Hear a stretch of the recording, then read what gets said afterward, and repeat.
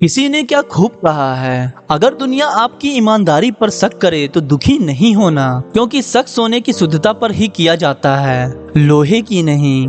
तो दोस्तों आज की स्टोरी कुछ ऐसी ही है। तो चलिए शुरू करते हैं आज की स्टोरी। काफी समय पहले की बात है। प्रतापगढ़ नाम का एक राज्य था। वहाँ का राजा बहुत अच्छा था, मगर राजा को एक सुख नहीं था। वह यह कि उसकी कोई संतान नहीं थी और वह चाहता था कि अब वह राज्य के अंदर किसी योग्य बच्चे को गोद ले, ताकि वह उसका उत्तराधिकारी बन सके और आगे की भागदौड़ को सुचारू रूप से चला सके। और इसी को देखते हुए राजा ने राज्य में घोषणा करवा दी, सभी बच्चे राज्य महल में एकत्रित हो जाएं। और फिर ऐसा ही हुआ। राजा ने सभी बच्चों को पौधे लगाने के लिए विभिन्न विभिन्न प्रकार के बीज दिए और कहा कि अब हम 6 महीने बाद मिलेंगे और देखेंगे कि किसका पौधा सबसे अच्छा होगा। 1 महीना बीत जाने के बाद भी एक बच्चा ऐसा था जिसके गमले में वह बीज अभी तक नहीं फूटा था, लेकिन वह रोज उसकी देखभाल करता था और रोज पौधे को पानी भी देता था। देखते ही देखते 3 महीने बीत गए और बच्चा बहुत परेशान हो गया। तभी उसकी माँ ने कहा, बेटा धैर्य रखो, कुछ बीजों को फलने में ज्यादा वक्त लगता है। और वह पौधे को सींचता रहा। ऐसे ही ऐसे 6 महीने बीत गए।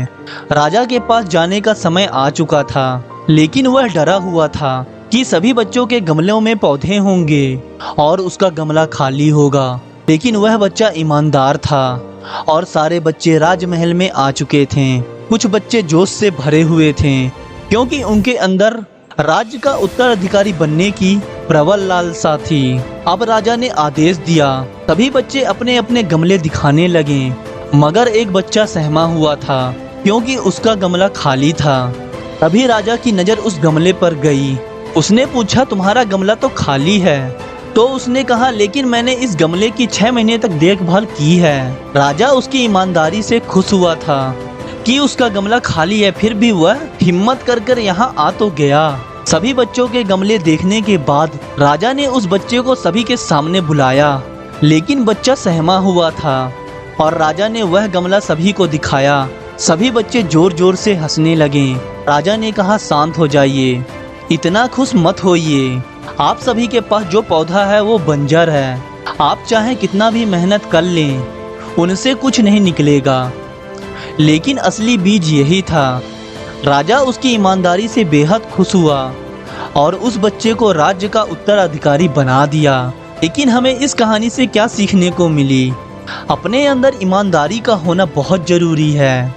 अगर हम खुद के साथ ईमानदार हैं तो जीवन के किसी न किसी पड़ाव में सफल हो ही जाएंगे, क्योंकि हमारी औकात हमें ही पता होती है। हम खुद को पागल बनाकर खुद का ही नुकसान करते हैं। इसलिए हमें सबसे पहले खुद के लिए ईमानदार होना जरूरी है। अगर दोस्तों आप लोगों को ये स्टोरी पसंद आई हो तो हमारे चैनल को सब्सक्राइब करना मत भूलिएगा।